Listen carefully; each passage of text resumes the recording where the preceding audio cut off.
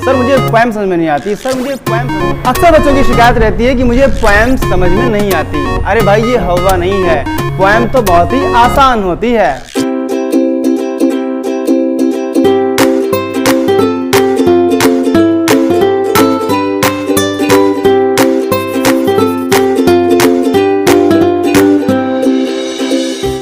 तो आज हम पढ़ेंगे इंटरमीडिएट की नेक्स्ट पोएम, जिसका नाम है ऑन हिज ब्लाइंडनेस। जी हाँ, ऑन हिज ब्लाइंडनेस। इसके पोएट कौन है? इसके पोएट हैं जॉन मिल्टन। ठीक है, ब्लाइंडनेस का मतलब होता है दृष्टिहीनता यानी अंधापन। तो उसके अंधेपन पर यानी उसकी दृष्टिहीनता पर, यानी कवि अपनी दृष्टिहीनता पर कुछ पंक्तियां कह रहा है। दरअसल कवि अपनी दृष्टिहीनता से बहुत दुखी है। वो दृष्टिहीन हो गया है, वो अंधा हो गया है अपनी युवावस्था में ही, और वो समझता है कि संसार उसके लिए एकदम बेकार हो चुका है, और इस बात की वो शिकायत ईश्वर से करता है। कुछ इन्हीं चीजों को हम समझेंगे इस पोएम में। तो फर्स्ट स्टैंजा की फर्स्ट लाइन में पोएट कहता है कि व्हेन आई कंसीडर, जब मैं ये कंसीडर करता हूँ, विचार करता हूँ, सोचता हूँ। कंसीडर मीन्स क्या होता है?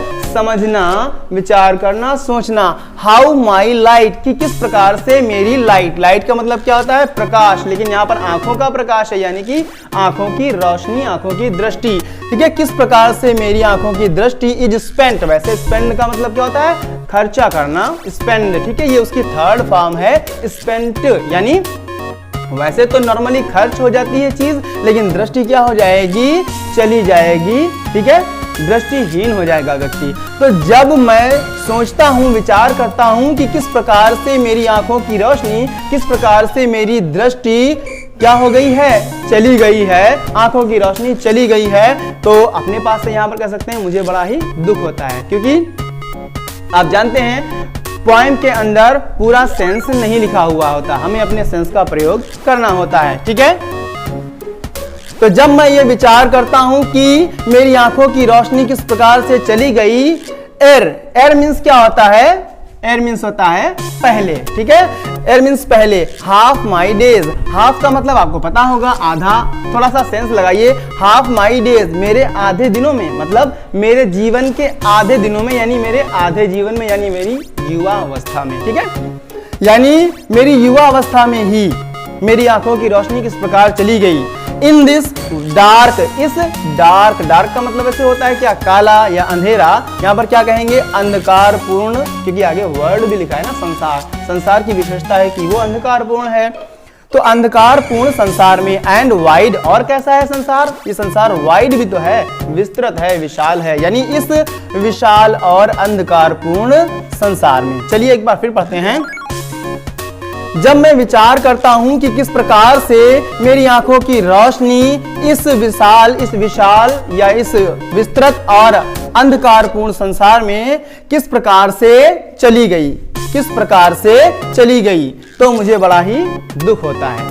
नेक्स्ट लाइन में कहता है कवि, एंड दैट वन टैलेंट, और वो मेरा वन टैलेंट, एक वो टैलेंट, एक वो मेरी योग्यता, विच इज डेथ, जो कि डेथ मीन्स क्या होता है? मृत्यु। अभी हम गलत अर्थ निकालेंगे। क्या? डेथ टू हाइड, छिपने के लिए। क्या मतलब? मृत्यु छिपने के लिए नहीं भाई, जो मृत्यु के बाद ही छिपेगी, यानी मरने के बाद वो इनकी योग्यता खत्म होगी। जब तक ये जिंदा रहेंगे, जब तक ये जीवित रहेंगे, कभी इनका टैलेंट खत्म नहीं होगा। इनकी आंखों की रोशनी जा सकती है पर इनका टैलेंट खत्म नहीं होगा। इसी बात का इनको अफसोस है कि मेरा टैलेंट तो अब बेकार हो गया, क्योंकि मेरी आंखों की रोशनी जा चुकी है। अब मैं कैसे उसे यूज करूंगा, अब मैं पोएम कैसे लिखूंगा। बढ़ते हैं नेक्स्ट लाइन में। तो वो जो मेरी एक योग्यता थी, जो मेरे मरने के बाद ही मेरे साथ ही खत्म होगी, छुपेगी, लॉस्ड विद मी, अब लॉस्ड पड़ी हुई है। ठीक है, पड़ी हुई है, विद मी मेरे साथ, यूजलेस बेकार। यूज मीन्स होता है प्रयोग, लेस प्रयोग रहित, यानी बेकार। यानी अब मैं भी बेकार पड़ा हूं, कवि कह रहा है मैं भी बेकार पड़ा हूं, और मेरे साथ साथ वो योग्यता भी यूजलेस हो गई है, बेकार हो गई है। हालांकि अब कवि ज्यादा अनुभवी हो गए थे, अब उनको अनुभव हो गया था, वो अच्छी अच्छी पोएम्स लिख सकते थे। दो मतलब होता है हालांकि, यद्यपि। हालांकि माई सोल, अब मेरी आत्मा, जो कवि की आत्मा है, उनका मन है, वो इतना मैच्योर हो चुका था, मोर बेंट, बेंट का मतलब होता है क्या, झुका हुआ। पर जरा सोच के देखिए, जब पेड़ झुक जाते हैं तो वो अनुभवी हो जाते हैं, अधिक वयोवृद्ध, अधिक अनुभवी हो जाते हैं, बूढ़े हो जाते हैं। तो यहां से अर्थ क्या निकलेगा, बेंट का मतलब अनुभवी हो गई, आत्मा झुकेगी नहीं, क्या हो जाएगी, अनुभवी हो गई है। ठीक है, हालांकि मेरी आत्मा अधिक अनुभवी हो गई थी, टू सर्व, सेवा करने के लिए, सेवा करने, सर्व मीन्स क्या होता है, सेवा करने के लिए, देयरविद, इसके माध्यम से, किससे भाई, अपने पोएटिक टैलेंट से, यानी अपनी काव्यात्मक योग्यता के द्वारा। हालांकि अब मेरी आत्मा इसके माध्यम से सेवा करने के लिए, किसकी भाई, माई मेकर, मेरे बनाने वाले अर्थात ईश्वर की सेवा करने के लिए अधिक अनुभवी हो गई थी। मिलाकर बोलेंगे एक बार, कहां से, दो से। हालांकि अब मेरी आत्मा इसके माध्यम से, यानी अपने पोएटिक टैलेंट के माध्यम से अपने ईश्वर की सेवा करने के लिए अधिक अनुभवी हो गई थी। तब उनकी आंखों की रोशनी चली गई। और इसके बाद कहता है, इसके अलावा, यानी सेवा करने के अलावा, क्या करने के लिए इनकी आत्मा अनुभवी हो गई थी, एंड प्रेजेंट, प्रस्तुत करने के लिए, माई ट्रू अकाउंट, मेरी सच्ची, ट्रू मीन्स सच्ची, अकाउंट मीन्स श्रद्धांजलि, मेरी सच्ची श्रद्धांजलि अर्पित करने के लिए अत्यधिक अनुभवी हो गई थी।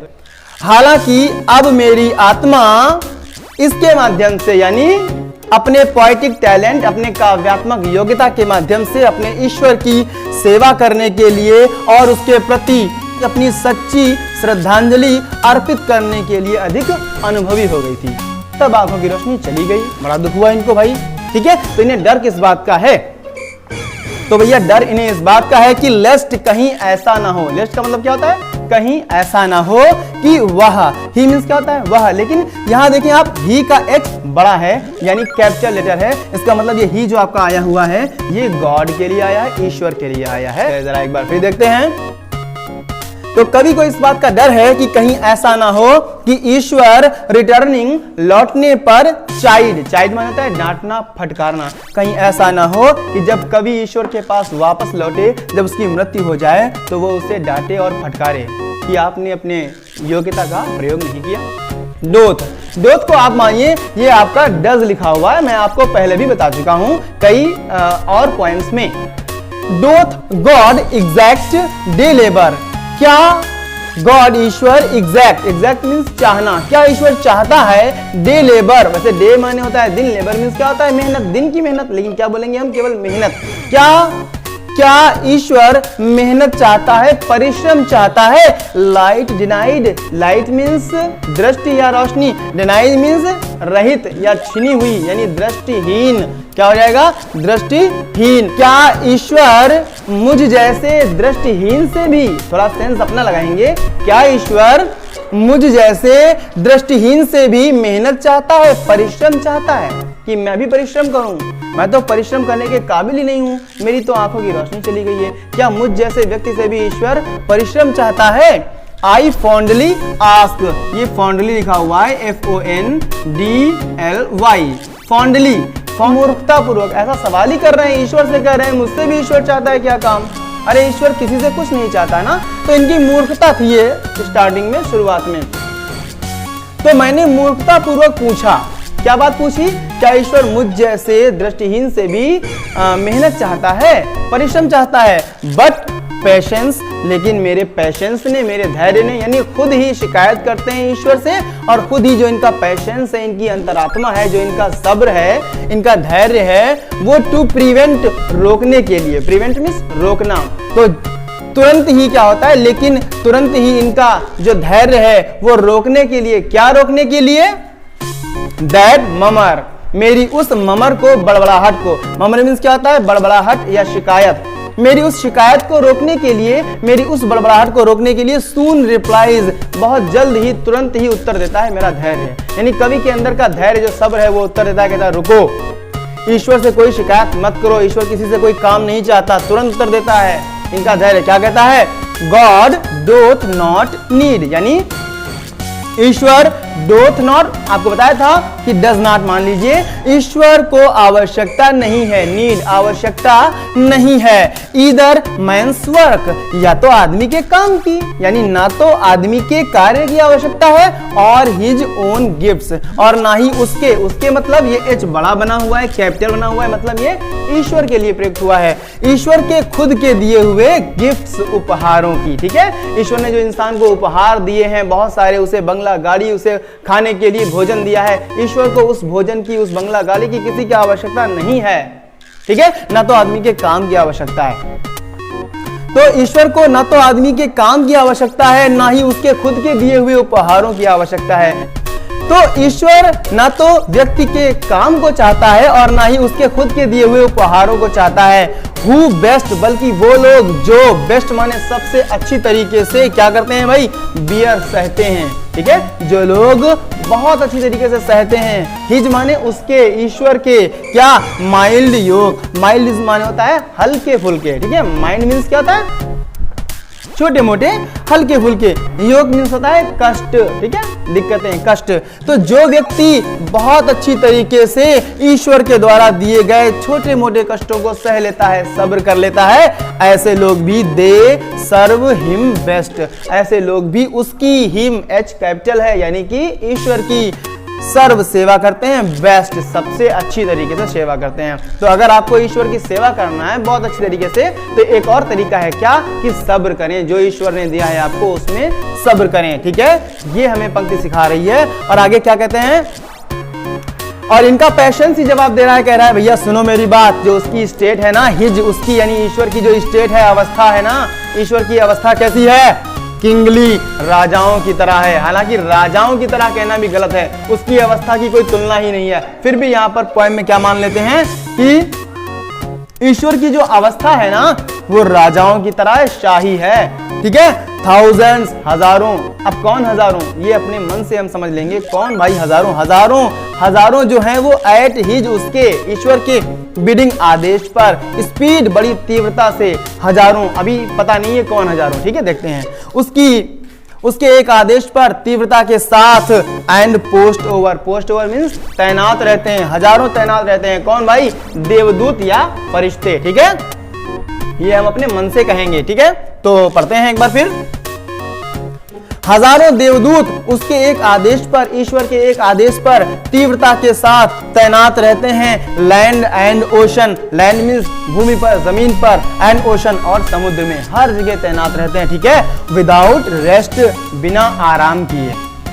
मतलब हजारों ऐसे देवदूत हैं, लाखों ऐसे देवदूत हैं जो ईश्वर के एक आदेश पर, जमीन पर, समुद्र में, हर जगह तैनात रहते हैं। ईश्वर को आदमी के काम की आवश्यकता नहीं है, जो आप शिकायत कर रहे हो कि मुझ जैसे अंधे व्यक्ति से भी ईश्वर काम चाहता है। ठीक है, तो लास्ट लाइन, दे आल्सो सर्व, इनका पेशेंस समझा रहा है कवि को। क्या कह रहा है भैया सुनो, दे आल्सो सर्व, वे लोग भी सेवा करते हैं, दे आल्सो सर्व, ईश्वर की सेवा करते हैं, हु, जो, ओनली स्टैंड, केवल खड़े रहते हैं। खड़े रहने का मतलब है जिस अवस्था में है जीवन की, उसी अवस्था में सुकून महसूस करते हैं। तो वे लोग भी ईश्वर की सेवा करते हैं जो केवल खड़े रहते हैं, अपनी अवस्था में बने रहते हैं, एंड वेट, और प्रतीक्षा करते हैं, यानी अच्छा समय आने का इंतजार करते हैं, सब्र करते हैं। ऐसे लोग भी सब्र करने के द्वारा भी ईश्वर की सबसे अच्छी तरह सेवा कर लेते हैं।